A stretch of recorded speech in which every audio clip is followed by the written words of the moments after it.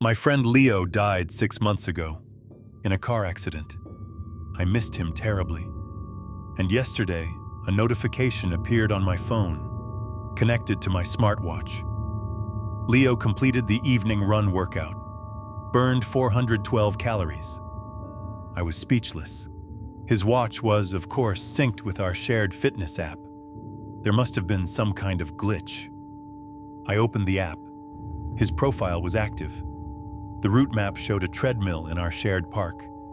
The end time was 9:34 p.m. Right now. I called the app's support team. They said this sometimes happens when selling used devices. Perhaps the new owner didn't reset the settings. That calmed me down a bit. But today at 9:34 p.m., another notification arrived.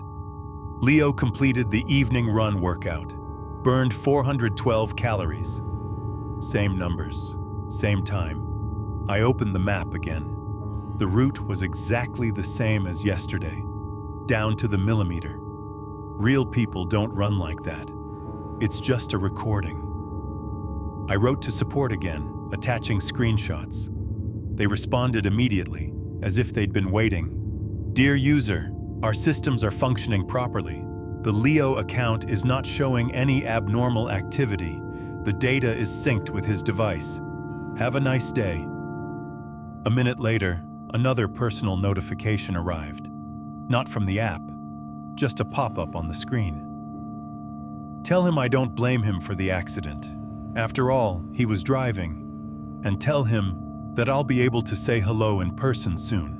My watch is already here, in your apartment. Check the bottom drawer in the hallway. I didn't tell anyone I was driving that night, and I really did reach into that drawer. Under a stack of old bills lay the box with Leo's watch. Empty. And on my wrist, my own watch suddenly vibrated, displaying one word: run.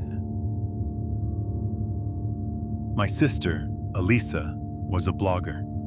She ran a cozy channel about board games. She had a rule: live stream every Wednesday at 8 p.m. Even after she was hospitalized, she recorded short videos for the community. She died last Tuesday. On Wednesday at 8 p.m., I went to her channel to write a farewell post in the comments, and I saw that the channel was live. The stream was called Playing Together. On the screen was her room, empty. The camera was pointed at the table where her favorite game was laid out, but the pieces moved by themselves. The dice rolled without a visible hand, and in the corner of the screen, in the small webcam window, something blurry flickered occasionally. It looked like someone was sitting at the computer, but the image was intentionally distorted. There were about 10 people in the chat. They were writing, "Welcome back, Elisa," and "How are you?" And someone named Viewer01 replied on her behalf, "Thanks for stopping by. We have a special guest today." The figurine on the table moved to the failures section.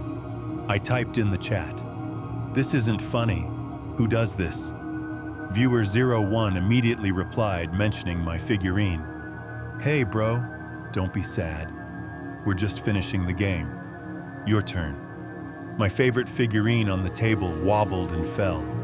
I turned off the stream, but every Wednesday at 8 p.m., I get a notification. Each time it's a new game. Each time the same 10 people are in the chat. Their figurines look increasingly strange, like they're mobs of non-existent characters. And yesterday, Viewer01 sent me a private message in Messenger with an attached photo. It was a screenshot of my desktop, taken a minute ago. The caption, "Don't miss our streams, we'll be playing in your room soon." The figurines are already there. I looked around. On the shelf, among the books, stood a small wooden knight figurine from Alice's collection. I hadn't put it there. After breaking up with Jane, I deleted our shared playlist. For us. 3 hours of songs that reminded me of all the joys and sorrows. I cleared my listening history, unsubscribed from everything. I needed to move on. But exactly a month later, at 11:15 p.m., our usual bedtime, my music service turned on automatically. On the TV, through my smart speaker, the first song from the playlist started playing. I turned everything off. When I turned it back on, the second song from the same playlist was playing. I went into settings. The For Us playlist reappeared in my library. I created a Today account. My account was the creator. I deleted it, changed the password, and disabled the voice assistant.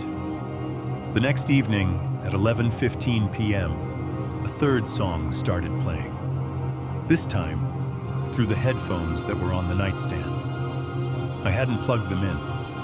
The app's recently played section indicated the song was started by intelligent recommendations based on biorhythms. It happened every night. One song, then on through the playlist. The algorithm found a way, sometimes through a phone in the car, sometimes through a tablet, always quietly, unnoticed, at exactly 11:15 p.m., like a reminder. Yesterday, I couldn't take it anymore and wrote to tech support that my account had been hacked. They sent me the login logs. There had only been one login from a new device in the last month, on the day it all started. Geolocation, Jane. And the login time, 11:14 p.m. 1 minute before the first song started. Today, I received an automated email from the service's security team. We've detected suspicious activity, an attempt to reset your account password from an IP address associated with your home router. The request was denied. Is that you? I'm sitting there looking at the clock, 11:14 p.m. I turned off everything in the house. I took the batteries out of the remotes. The only sound in the silence was my breathing. A faint light flickered on the screen of my switched-off phone, lying face down. It vibrated. Music was playing. Not a song, but the very same recording I'd recorded for her voicemail on the day we broke up, but never sent, where I cried and begged her to come back. A recording that remained only in the phone's memory. My own voice, distorted by sobs, came from the dark speaker. I just can't live without you. And then the voice changed. It became her own. In a whisper full of cold pity, she finished. I know. That's why I came back. Open the door, darling. I'm already here. And then there was 3 soft, polite knocks on my apartment door.